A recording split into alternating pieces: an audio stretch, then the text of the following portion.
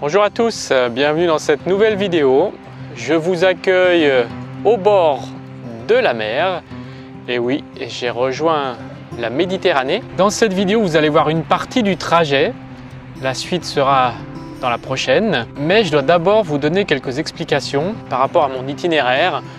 En fait, quand j'ai quitté Genève, je partais direction le sud du Portugal, tout en bas, c'est l'Algarve, pour rejoindre un ami de Genève qui était en vacances là-bas pour faire des pistes en quad et en 4x4 au bord de l'océan, dans le sable, et ça aurait été vraiment très formateur pour moi. Pourquoi ça aurait été? Eh bien parce qu'en fait ce voyage a été annulé une fois que j'étais déjà parti sur la route. En fait, j'arrivais presque à la frontière espagnole lorsque j'ai appris qu'ils étaient malades, on va dire, qu'ils étaient en isolement et que donc je ne pouvais pas me rendre là-bas. Et donc mon déplacement au Portugal, du moins pour cette raison, a été annulé. Donc j'en ai profité pour rejoindre les Bardenas qui étaient à proximité. Vous avez vu ça dans la vidéo précédente. Les Bardenas, j'étais déjà allé en moto. C'est un endroit magnifique que j'aime beaucoup. Et là c'est super parce qu'il n'y avait vraiment pas beaucoup de touristes, vous avez vu. Et puis j'en ai profité ensuite pour aller à Palencia, une ville qui se situe au nord de Valladolid, pour retrouver Carlos, un de mes amis, que vous allez voir tout à l'heure. Et également, j'ai poursuivi ma route pour aller vers Madrid, pour visiter une amie suissesse qui est hospitalisée là-bas. Et puisque j'étais à proximité, eh bien je me suis dit c'est l'occasion de lui apporter un petit moment de sourire, un petit moment de discussion en live. Et c'était une rencontre très sympathique. J'espère très encourageante pour elle. En tout cas, je te fais un beau clin d'œil.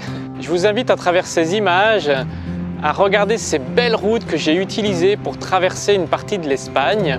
Vraiment, l'Espagne est un très beau pays et je pense que ce road trip, ce voyage ne sera pas suffisant pour tout visiter. Il faudra que je revienne. Bon, il faut toujours se trouver des raisons, hein. En tout cas, je suis content d'avoir rejoint le sud maintenant. Vous allez voir également que je commence cette vidéo par une très grosse frayeur. Vraiment, j'ai eu très peur.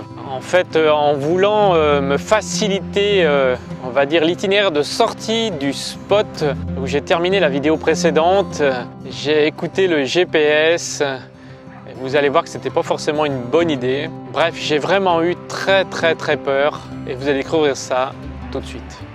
J'étais posé sur ce magnifique spot perdu au milieu de nulle part pour vous préparer la précédente vidéo. Mais pour y accéder, il fallait prendre ce chemin qui montait quand même beaucoup et je me suis dit que pour le retour, ça serait bien de trouver une autre solution.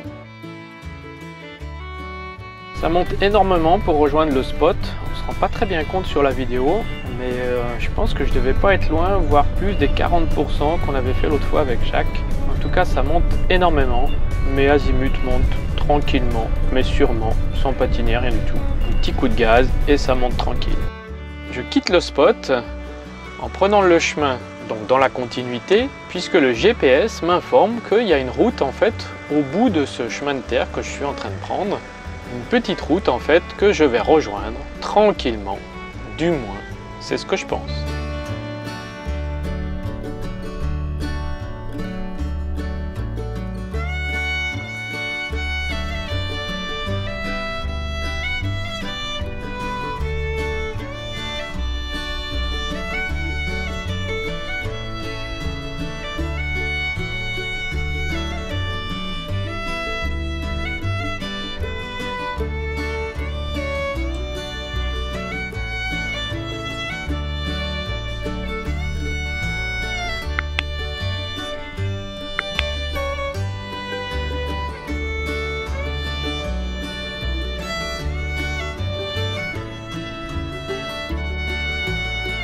Jusque-là, tout va bien, j'admire les paysages, je roule tranquillou bilou sur ce petit chemin et j'arrive en fait contre ce grillage, mais le GPS m'informe que tout droit au bout, eh bien, je vais rejoindre une route.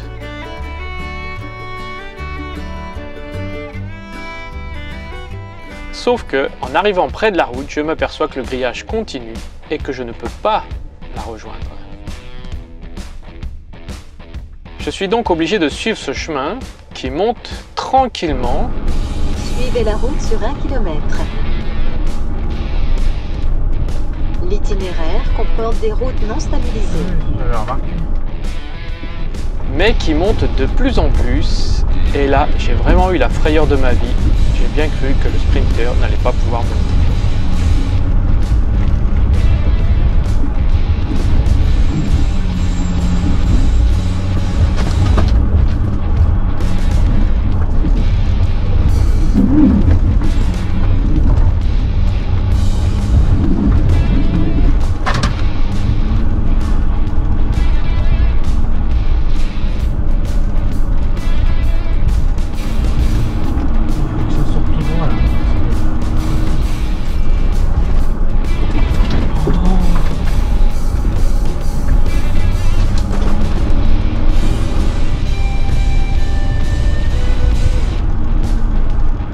Qu'un désir, c'est que ce chemin aboutisse vraiment sur une route, ou du moins sur une piste, qu'il n'y ait pas des dévers trop importants, et que je puisse continuer ma route tranquillement. En arrivant en haut, je ne sais pas encore qu'est-ce que je vais rejoindre. J'espère que ça sort sur la route sans problème. Mais en tout cas, la vue est magnifique sur le désert des Bardenas, avec la brume. Vraiment, la vue est superbe. Je ne regrette pas d'être passé par là, même si j'ai vraiment eu très peur. Je ne sais pas de quel pourcentage était la côte, mais en tout cas, plus que 40%, ça c'est sûr. Plus que la côte que j'ai prise pour aller sur le spot, ça c'est sûr. Bien évidemment, j'ai pas eu le temps de m'arrêter pour poser les caméras, tout vous filmer, mais vous voyez en fait sur le décalage du grillage, la côte qui est vraiment assez impressionnante.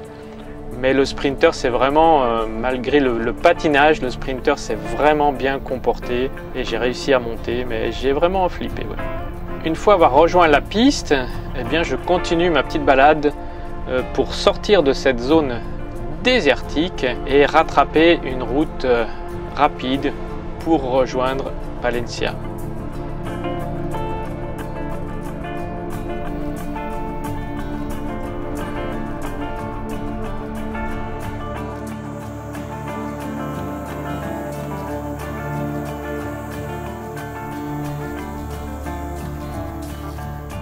Depuis le Mirador, ils annoncent une vue magnifique.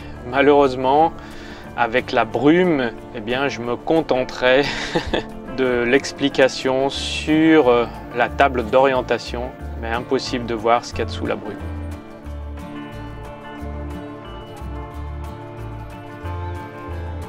Je rattrape des routes plus rapides sous la brume, mais rapidement le soleil réapparaît et je poursuis ma route vers Palencia. Et je vais trouver à proximité ce petit spot bien sympathique au bord d'une rivière où je vais passer une nuit tranquille puisque j'ai rendez-vous demain matin assez tôt avec mon ami Carlos que j'ai prévenu au dernier moment puisque ce n'était pas prévu et donc il a réussi à trouver un petit créneau dans son planning pour qu'on puisse passer un moment ensemble. Merci. Après une bonne nuit de sommeil, direction Palencia. J'arrive à Palencia. Pourquoi je viens à Palencia? Parce que là j'ai des amis de longue date. Je vais revoir.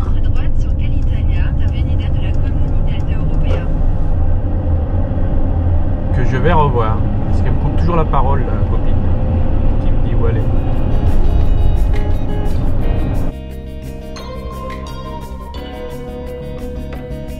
Se trouvera sur la gauche. Waouh, ce stade. Impressionnant. Votre destination se trouve sur la gauche.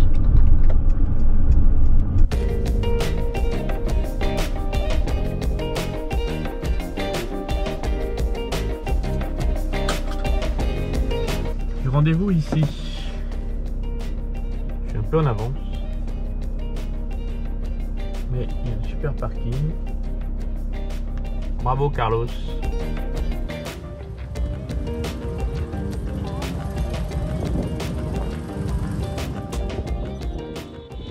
Hello biker. Hello, my friend, my brother.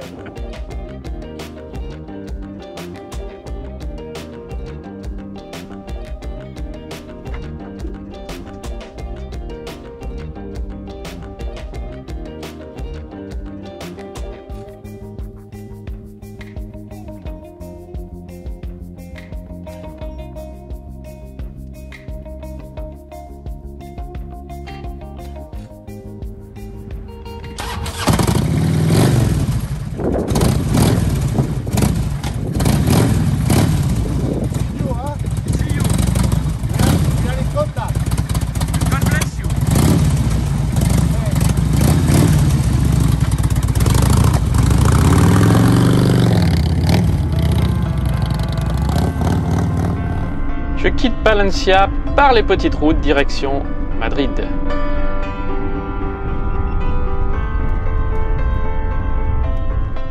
je suis sur une route, mais en fait elle est dans un tel mauvais état que j'ai l'impression d'être sur un chemin.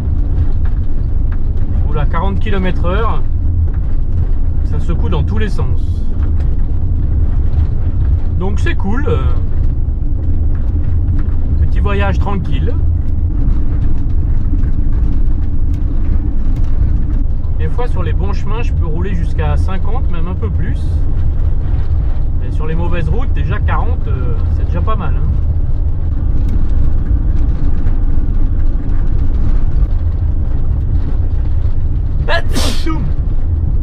En plus je m'enrhume. Non, non, non, non, pas de ça, pas de ça.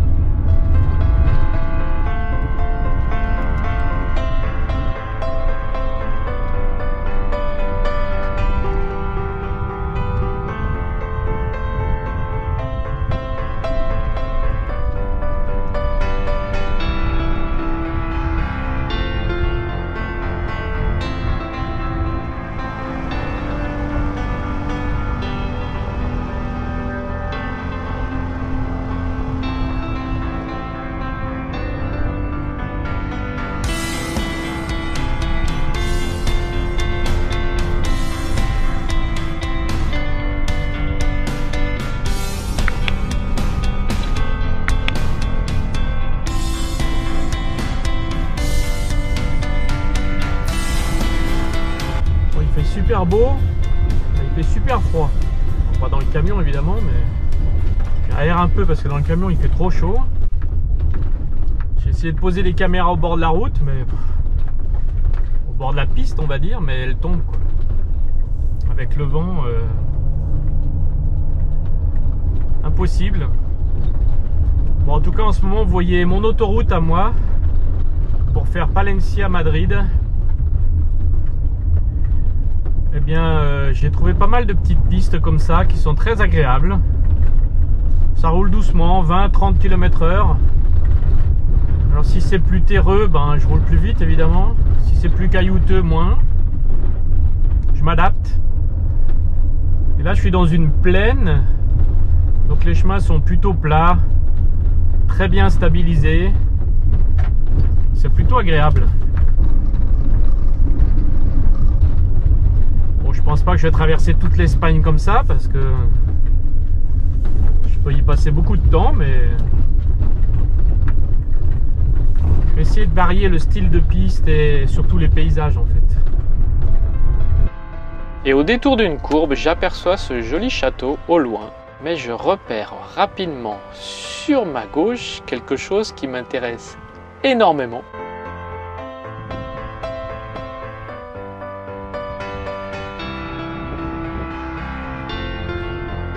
Il s'agit d'une fontaine que je vais utiliser pour remplir mes gourdes.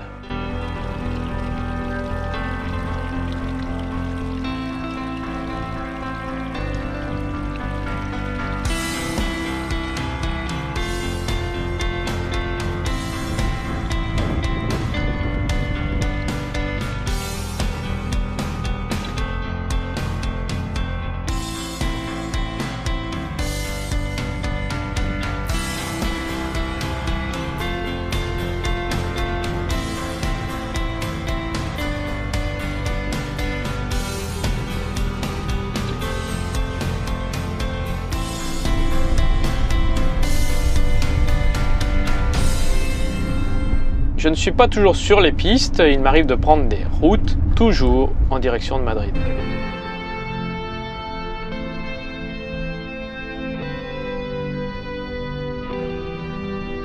Je roule tellement vite que les bus me doublent.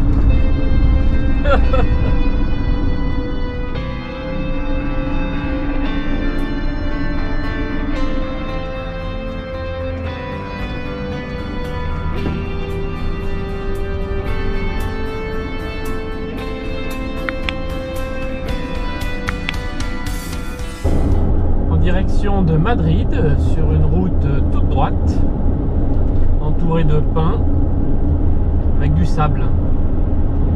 C'est marrant parce que je suis quand même pas à côté de la mer, mais on dirait ça fait penser en fait au paysage des Landes en France. Et les Landes c'est au bord de la mer, alors que là pas du tout quoi. C'est assez original.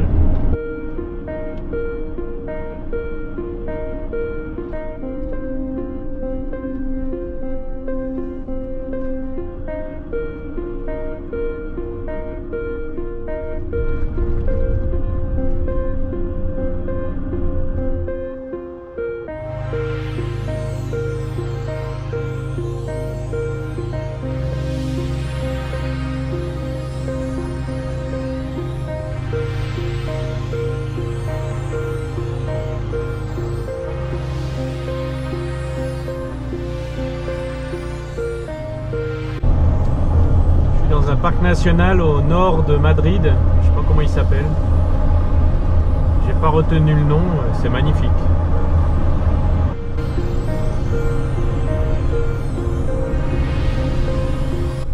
Sierra Morte et Guadarrama, parc national.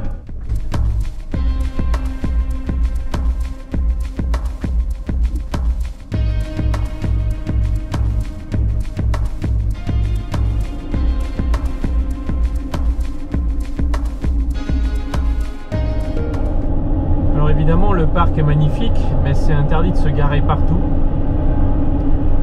Les seuls endroits que j'ai trouvés pour le moment, c'est payant. Donc en général, moi, je dors pas quand c'est payant. Plus ceux que j'ai vus, c'est payant et sans service. De toute façon, j'ai pas besoin de service. Je vais essayer de trouver quand même un endroit autorisé et gratuit. Alors ça demande quelques kilomètres et de la patience. Mais c'est vraiment très agréable de rouler sur ces magnifiques routes. Entre les sapins, les pins, de toutes les couleurs. Avec le soleil qui brille dedans. Waouh! Vraiment un joli parc.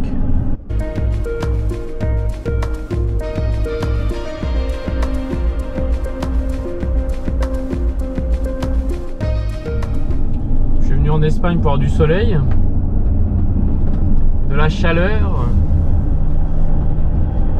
et je suis à 1800 mètres d'altitude, il fait 1 degré. Bref, ça me change pas trop de la Suisse quoi, du moins aujourd'hui.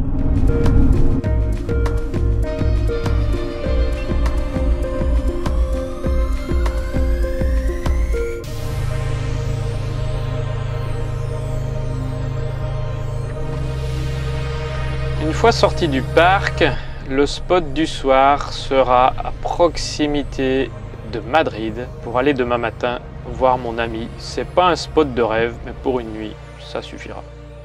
Toujours aussi beau le lendemain, direction Madrid, où je vais faire une petite visite bien sympathique avant de poursuivre ma route vers le sud.